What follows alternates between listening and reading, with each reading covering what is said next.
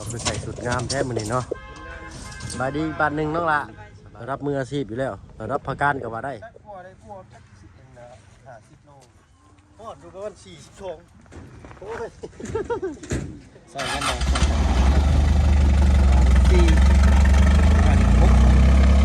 มาไปเนาะตามตีเสาบุรีเนาะ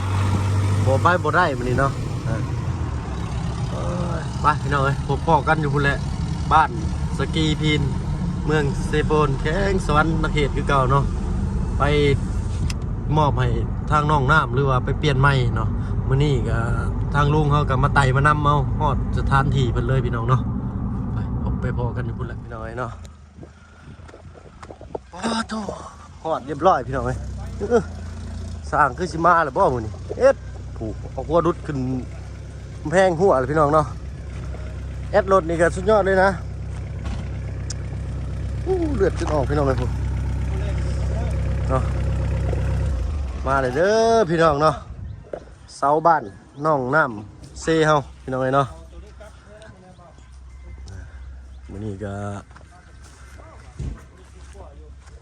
2ทหารเสือเพิ่นพี่น้องเลยเนาะโอ้เราใส่ชิ้นได้มื้อนี้เนาะน้องน้ำเพิ่น2ทหารเสือมื้อนี้แอดกับโซเฟอร์มานำกันเนาะ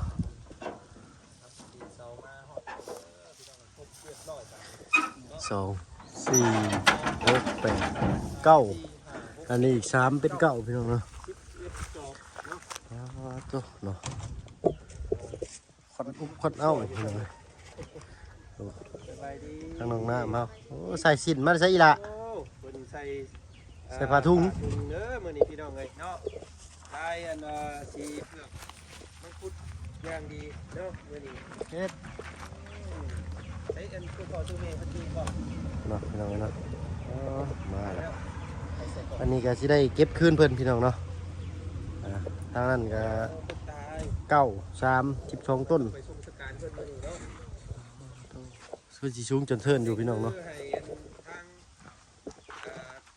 ต้นเสาเพิ่นเอามาส่ง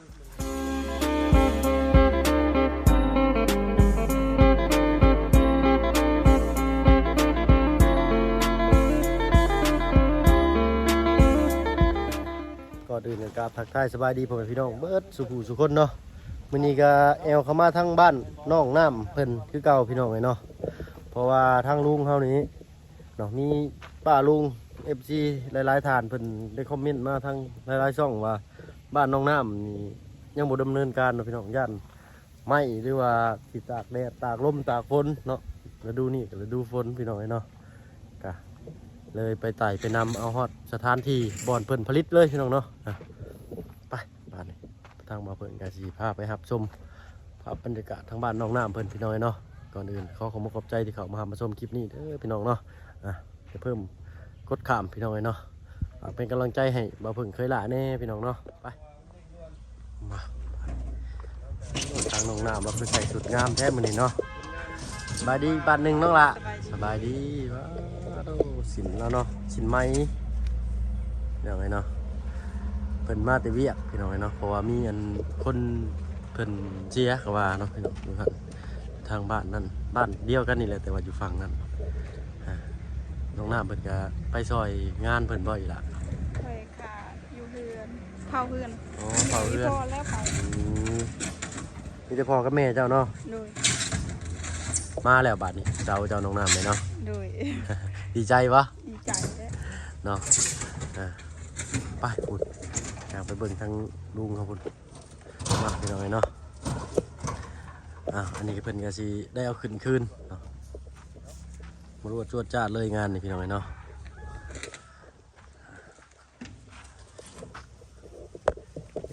ผลงานเพิ่นก็2 คนเนาะบ่ปานใดดอกเนาะว่าเพิ่นรับมืออาชีพอยู่แล้วรับพักการก็ว่าได้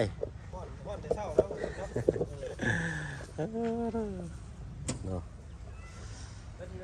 อันนี้ก็เป็นล่มเป็นกระจุกเนาะพี่น้องเนาะเรียบร้อยเนาะกินน้ำเพิ่นบ่กินอยู่น้ำได้เดือนนึงเท่าไหร่อันบ่าวคนเอาให้เดือนนึงเท่าไหร่ก่อนอะไรเป็นมื้อนี่เป็นลามื้อนะพี่น้องเนาะไปเป็นมื้อเป็นมื้อมัน ซอยเพิ่นย่อเท้าก่อนโอ้ยเนาะสบายดีพี่น้องเนาะ สบายดีสบายดี มันไม่ตัวน้อยกว่านี้บ่นี่ นี่แล้วเนาะจะได้ โอ้ตัวไอ้เก้าก็เอ้าพี่น้องเลยเนาะ ซอยแล้วซอยเพิ่นซอยกันประมาณจักโลเปล่า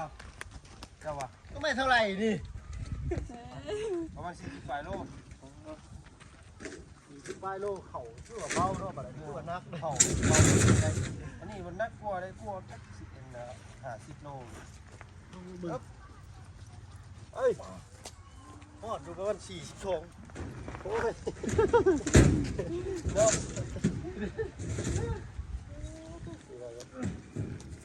เอาโอเค นี่ฝากคืนเพิ่นแยกกับเพิ่นมาแล้วเรื่องไงเนาะอันนี้ต้นนึงคิด โอ้ย ว่าต้นตัวยาวนี่90เนาะเพิ่นระบอกครับเด้อ ได้เหือแต่เช้าน้องน้ำเราก็ยืนยิ้มให้กำลังใจเราสู้ๆเราหอบคือกันพี่น้องเนาะเพิ่นยอดชูมือเพิ่นก็ชิ้น ใจได้บ่าวเด้อใจได้หลาย เด้อขอบมุกขอบใจหลายๆเนาะ ฮอดบ่องเลยมื้อนี้พี่น้องเอ้ยเนาะคุกของวงนอนก็สิก็สลุ่มซื้อนิดนึงเนาะก็ได้ เบิ่งตีนเสาโดดเด้อเราเฝ้าตีนเสาเนาะโอ้สายไฟเด้อพี่น้องเอ้ยอึบใสโอเคขอบมุกขอบใจทางทีมงานสายส่งเพิ่นหลายๆพี่น้องเนาะเขาจะให้ทางรถลุงแก่มานี่ก็โอ้มันชูงเนาะย่อขึ้นนี่คือสีตาเหลือกไปอยู่แล้วเนาะนี่ค่อนเอาลูกคู่ๆอยู่พี่น้องเนาะ 2 4 6 8 10 2ต้นเนาะ เรียบร้อยพี่น้องเนาะ ลาบาดนี้พี่น้องเอ้ยมีแต่สิขั้นตอนต่อไปเนาะเป็นสิให้ทาง เอ็ดทางพวกล่างแขนล่างขาก่อนจังบาทเนาะโอ้โหบ่ได้อันออกเพลงงานจะโดนเติบเลยได้อนี่พี่น้องเนาะแต่แล้วให้แล้วหน้านี่นี่จะไปซอยเวียกซอยงานทางตู้พ่ออยู่บ้านเราเพิ่นก็ได้เนาะมาขออนุญาตล้างมือแป๊บหนึงพี่น้องเนาะเบิ่งทางประตูเพิ่นก่อนเพิ่นเด้นี่เนาะอ๋อบ่เพิ่งเห็นเพิ่น2เทื่อได้พี่น้องเนาะกาชั้นไอ้จินนี่บ่นี่กาวิเศษพี่น้องเนาะทนไฟสบายดีประตูโดยสบายดีเจ้าโอ้ได้ยังกินข้าวเนาะ กินข้าวแกอันนั้นนะไข่ อ๋อปิ้งปลาดุกกับทอดไข่กับตำอาเตียวอาเตียวพี่น้องเนาะ น้องอันวิเพิ่นช้อนอาเตียวเพิ่นน่ะเนาะมันมักพริกเนาะโอ้โดเราก็ตั้งใส่ข้าพื้นเลยพี่น้องเนาะเพราะว่ายังบ่มีเตียงตู้คือบ่นั่งกินอยู่เทิงบ้านพ่อตู้อ๋ออยู่นี่เลยเนาะยันขี้ฝุ่นขี้หยังดอกเนาะเอาตามสะดวกไผมันเนาะพี่น้องเนาะเบิ่งภาพบรรยากาศเก็บไว้ก่อนพี่น้องเนาะบรรยากาศบ้านน้องน้ำเนาะอีกจักหน่อยก็สิบ่ได้เห็นภาพบรรยากาศนี่ได้พี่น้องเนาะก็สิเปลี่ยนไปบาทนี่อันนี้ก็สิสูงเจินเทินยืนหนึ่งในบ้านสกีพีนก็ว่าได้พี่น้องเนาะหอบพี่น้องพาโตเมื่อยคือกันได้นี่ เนาะบ่ได้ออกที่งานเทิงเลยมาฮึบเอาบาทเดียวกับ หอบเติบพี่น้องเนาะนี่คือบ้านที่เพิ่นอยู่อาศัยสัวข้าวพี่น้องเนาะต่อไปก็สิเป็นสร้างขึ้นใหม่นี่ติดตามเบิ่งไปนำกันอีกพี่น้องเนาะว่าสิสวยสดและงดงามปานใดพี่น้องเนาะก็เลยอันมาเก็บภาพบรรยากาศนี่ไว้ให้พี่ให้น้องได้รับได้ชมเนาะเพื่อเป็นที่ระลึกของน้องน้ำเวลาภายภาคหน้าเนาะเพิ่นไปมีเวียกมีงานเนาะในลูกได้ผัวหรือว่าในใดก็แล้วแต่เนาะพี่น้องได้บัดวาสนาภัยวาสนามันเนาะร่ำรวยหังมีขึ้นมาปุ๊บเนาะให้น้องน้ำมาเปิดยอดเบิ่งคลิปนี้พี่น้องเนาะเฮามาจากไสจังใดจังซี่เนาะพี่น้องก็เริ่มต้นจากจุดใดเนาะก็สิปลื้มยินดีนะเนาะพี่น้องทางบ่าวพึ่งนี่ก็เป็นอีกคนหนึ่งได้แบบว่าเฮามาจากไสเฮามักเบิ่งอดีตเนาะเฮามาจากไสเฮาเป็นอะไรเนาะไปเบิ่งแล้วปุ๊บโอ้เขาก็มาจุดนี้ได้เชยประมาณนี้พี่น้องเนาะ แล้วแต่ว่าไผมันพี่น้องเนาะเบิ่งขออนุญาตส่องๆเบิ่งทางในบ้านเพิ่นก่อนจ้ะบ่มีผู้ใดเลยพี่น้องเนาะ อุปกรณ์สร้างเพิ่นก็ยังอยู่นี่นะพี่น้องเนาะแต่ว่ามื้อนี้สร้างเพิ่นบ่ทันมาพี่น้องเนาะเพิ่นย่านเสาบ่ทันเนาะตีนเสาบ่ทันเนาะก็ฟังเบิ่งลุงเพิ่นสิโทรไต่โทรนำบ่พี่น้องเอ้ยเนาะว่าสร้างเพิ่นอยู่ไสเป็นอะไรเนาะไปติดตามรับชมภาพบรรยากาศกันอีกจักเล็กน้อยพี่น้องเอ้ยเนาะพี่น้องเอ้ยเนาะมาลบแดดลบห่มก่อนจักบาทเนาะเลี้ยวเหลือกตามาเห็น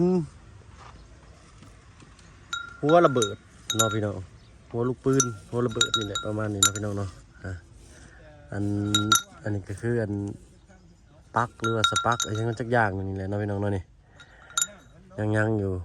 เนาะไปเอามาแต่ใช้น้องน้ำอันนี้ เอามาแต่เบ้ ฮะ เบ้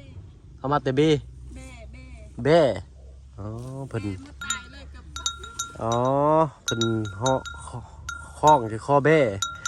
เพื่อจะได้ดังเนาะพี่น้องกินได้จืดจะง่ายว่าเบ้ตัวนี้เป็นของไฟเนาะอันนี้คือของเบ้เนี่ย สัญญาณกันขโมยพี่น้องเนาะแม่นบ่ต้องน้ำสัญญาณกันขโมย แม่ บ่แม่นสัญญาณกันขโมย โดย จากสัญญาณกันขโมยแล้วมันดังก็ได้ยินแล้วเนาะเวลาคนสิมาหลักมาหยังเนาะมานั่งโอ้ลมกับน้องน้ำอีกจักเล็กจักน้อยพี่น้องเนาะโอ้ร้อนแดดคือเก่าเนาะช่วงนี้หนีไปใช้บ่รอดจากความร้อนพี่น้องเนาะความร้อนนี่บ่ปะบ่ทิ่มผู้ใดเลยเนาะพี่น้องว้าวเป็นได้น้องล่ะได้เสาเลยครบแล้วบาดนี่ ดีใจ ดีใจบ่ โดย เจ้าก็รอท่าแต่อันเฮ็ดอยู่เฮ็ดกินให้แขกคนที่มาอันย่อยกชาวบ้านซอยแล้วบาดนี้เนาะจะไปไหวไปวานเอาทางหมู่ผู้เจ้าแหละมีไผแน่มีชาวเพชรเนาะเฮือนใกล้เนาะแปลว่าสนิทกันไหนกันเนาะ โดย แล้วก็น้องเฮงเนาะน้องเฮงที่เป็นล่ามน่ะเนาะแล้วก็ชาวยังต่อ ละน้อย ชาวละน้อยน้องละน้อยก็ว่าน้องพี่น้องเนาะก็เป็นหมู่คู่เดียวกันกับทางน้องน้ำเพิ่นพี่น้องเนาะแล้วก็ผู้ใดอันหนึ่งนี่ชาวจันกังโกบบ่ชาวจันเพ็ญนี่นะ เสิร์ฟกันเห็น น้องจันเพ็ญหรือว่าบ่าวเพิ่งให้ฉายาเพิ่นก็ชาวจันกังโกบพี่น้องเนาะ โดย เล่าขวดได้มะขามไปกินมื้อนะพี่น้องเนาะทางเกินใกล้ๆเพิ่นแหละเพิ่นขวดได้มะขามสู่ทีมงานกินมื้อน่ะเนาะก็ขอบคุณขอบใจเพิ่นหลายๆพี่น้องเนาะคนทางบ้านเพิ่นนี่สิอัธยาศัยดีเด้อพี่น้องเนาะสิแบบบ่ขี้คุยเนาะแต่ว่าถ้าเกิดเฮาเว้านำนี่เพิ่นก็จะเว้านำแต่ส่วนมากเพิ่นสิอายเนาะบางคนเพิ่นก็อายเนาะคือน้องน้ำแรกๆพี่น้องเนาะแต่ว่าเห็นบ่เพิ่นหรือบ่เนาะคือน้องน้ำแรกๆคือกันเนาะพี่น้องเพิ่นจะบ่กล้าเข้ากล้องพี่น้องเนาะเพิ่นสิอายพี่น้องเนาะเฮากับบ่ติไผเลยเนาะเฮากับบ่คุ้นเคยเนาะ โดย ก็สิอายเป็นธรรมดาแหละพี่น้องเนาะกินข้าวกินน้ำหรือบ่เจ้า กินแล้ว ได้ยังกินข้าวเช้า เหมือนเดิมมันเลย เหมือนเดิม มีแต่ นี่ทอดไข่บ่ โดย โอ้โด บ่เปลี่ยน บ่เปลี่ยนรักไม่ยอมเปลี่ยนแปลงพี่เบิร์ดธงชัยเพิ่นว่าบ่มีอันตี้เด้อ รักไม่ยอมเปลี่ยนแปลงกับไข่เพิ่นพี่น้องเนาะเพิ่นก็มีไข่เนาะจักเจ็ดสิหาจังแหละทั้งพ่อเพิ่นก็ไปซอยเวียกซอยงานอันงานศพหรือว่าเฮือนดีเนาะทางบ้านเฮาเอิ้นเนาะแม่เพิ่นก็ไปพ่อเพิ่นก็ไปอ้ายก็ไปเฮ็ดเวียกน้องชายจะได้ใส่ล่ะ น้องชายไม่ไปแล้ว น้องชายเจ้าก็ไปเล่นเนาะ โดย เนาะเดี๋ยวแต่เจ้าบัดนี้ก็เบิ่งเลยเนาะเพื่อว่ามีสร้างมีหยังมากอะย่อเขาย่อน้ำเพิ่นเนาะ โดย มีหยังก็เฮ็ดหาเพิ่นกินเลยเนาะฟังเบิ่งมื้อนี้ว่าทางลุงจันทร์เพิ่นสิโทรตามสร้างเนาะว่าเพิ่นสิว่างมาหรือบ่หรือจังใดเนาะพี่น้องเนาะก็จังไคแน่มีลมแต่เช้าพี่น้องเนาะมื้อนี้ก็ได้เนาะร้อนคือเก่า กีฬาเพิ่นก็คือออกน้ำหนาเพิ่นเนาะพี่น้องดีแล้วคือออกเพื่อมันระบายสารพิษจากร่างกายเฮาเนาะเอาตู้พอตู้เมย์เพิ่นมาเนี่ยามมื้อแรงอยู่บ่รู้จังได๋เพิ่นจะมา โอ้กัน ก็บ่ได้ไกลปานใดเนาะ โดย เนาะทีแรกแกมาเก็บภาพบรรยากาศภาพเก่าๆไว้ให้พี่ให้น้องได้เบิ่งเนาะในเมื่อน้องน้ำมันไปมีเวียกมีงานเฮ็ดบ่หรือว่ามีครอบมีครัวบ่ก็ เจ้าก็สิได้ไปอยู่เฮือนนำเลยเนาะ โดย ถ้าเรามีครอบมีครัวกันเลยเนาะบ่ต้องไปไสดอกเอามาอยู่เฮือนนี่แหละเลี้ยงพ่อเลี้ยงแม่เนาะแล้วแต่ไปมันนะพี่น้องเนาะพี่น้องเอ้ยเฮาก็มาโอ้มาล้มเด็กน้อยเนาะน้ำนองน้ำเพิ่นเนาะตีนเช้าก็ได้ครบแล้วเนาะเหลือแต่ทางสร้างเพิ่นมันพี่น้องเอ้ยเนาะฟังเบิ่งมื้อนี้ว่าเพิ่นสิมาได้หรือบ่เนาะยันว่าเพิ่นบ่ว่างเวียกว่างหยังพี่น้องเอ้ยเนาะไม่ตอกหอกตาเพิ่นก็กบไว้แล้วแหละพี่น้องเนาะกบไว้เรียบร้อยเสร็จสิ้นเบิดพี่น้องเอ้ยเนาะทางนั้นเพิ่นก็ประกอบเหลือแต่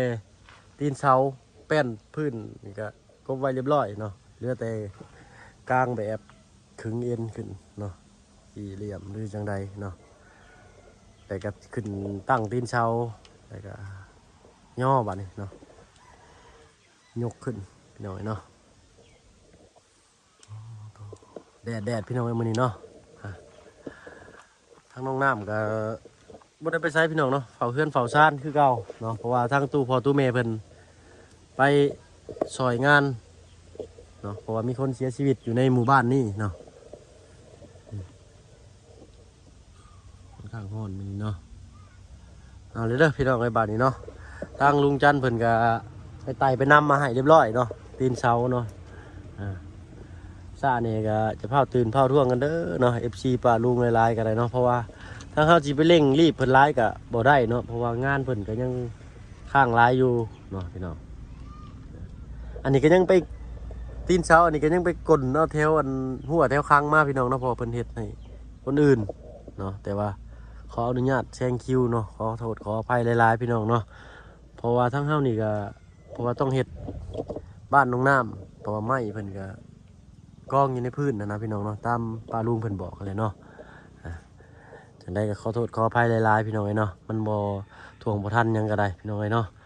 เพราะว่าทางบ่าวเหย้าเพิ่นสั่งเซาเพิ่นก็ค่าเวียกอยู่ทางบ้านพี่น้องเนาะเพราะว่าเพิ่นเมื่องานวันเกิดลูกเพิ่นเนาะพี่น้องเพิ่นก็ยังบ่ได้ทันนั้นขึ้นมาเนาะทางลุงจันทร์ก็ไปไต่ไปนำให้พี่น้องเนาะจังได้ก็ใจเย็นๆเด้อพี่น้องเนาะ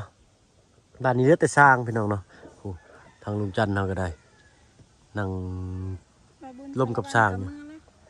โดยบ่าวบุญสารวัตรก็เมื่อได้หลายเมื่อหมู่บ้านนี่เนาะมาส่งเพิ่นอยู่เซโปนเพิ่นนั่งรถสายทางเมื่อพี่น้องเนาะเพราะว่าทางเงินลุงจันทร์เพิ่นก็ฮักขึ้นมาเนาะพี่น้องทางบ่าวบุญสารวัตรเพิ่นมีเวียกทางบ้านเพิ่นเนาะสิเฮ็ดงานบุญอยู่เฮือนเพิ่นแล้วเพิ่นก็เลยต้องจำเป็นต้องเมื่อพี่น้องเนาะเพิ่นขึ้นมาก่อนเนาะแล้วเพิ่นก็เมื่อก่อนพี่น้องเนาะเพราะว่าเพิ่นมีเหตุฉุกเฉินจำเป็นทางบ้านเพิ่นเหตุงานบุญจากงานบุญอีสังเดเหตุงานบุญเฮือนนี่เลยเนาะฮู้แต่ว่าบุญเฮือนเนาะหากสิมีดอกเนาะเพิ่นดีเก็บภาพบรรยากาศมาฝากชมพี่น้องอยู่ดอกพี่น้องเนาะอยู่ทางกันคลิปบ่าวบุญสารวัตรเพิ่นเนาะคือเก่าพี่น้องมื้อนี้ภาพบรรยากาศเสียงคือเก่าบูฟ้าบูบาบเนาะวันนี้ก็เล่นไม่ได้เศร้ายังไม่ทันกินข้าวกินน้ำพี่น้องเนาะกะสิลาน้องน้ำไปหากินข้าวก่อนน้องน้ำสีบ่มีเสียงแล้วเนาะ หากินข้าวก่อนเนาะโอ้โตอันมีอันหนึ่งอีกกะถ้าว่าจะปกติแล้วเนาะทางอันปลาลุงเพิ่นก็ว่าน้ำแดงนี่ก็ลดลงแหน่ก็ได้เพิ่นว่าเนาะยันเป็นเบาหวานบ่หรืออีสังกอเพิ่นว่าความดันเนาะยันเป็นเบาหวานยันเป็นความดันเนาะถ้าว่าเจ้าเซาเวียนแล้วก็2-3 มื้อหรือ4-5 มื้อหรือเฮาเมื่อยจึงกินก็ได้เนาะน้ำแดงนี่ก็บ่ต้องหึมแห้งบ่ต้องกินหลายขนาดนั้นก็ได้ถ้าว่าร่างกายเฮาปกติสมบูรณ์แล้วก็กินเผาๆลงหน่อยนึงเนาะพี่น้องเนาะผมขอบใจทางป้าลุงเพิ่นเนาะเม่นมาบอกเนาะสำหรับคลิปนี้บ่มีหยังหลายพี่น้องเนาะถ้าว่าไปคิดเห็นว่าคลิปนี้มีประโยชน์มีสาระก็คอมเมนต์ไว้ใต้คลิปพี่น้องเนาะเฮาจะเข้ามาอ่านและตอบคอมเมนต์ด้วยตนเองนะพี่น้องเนาะแต่ก็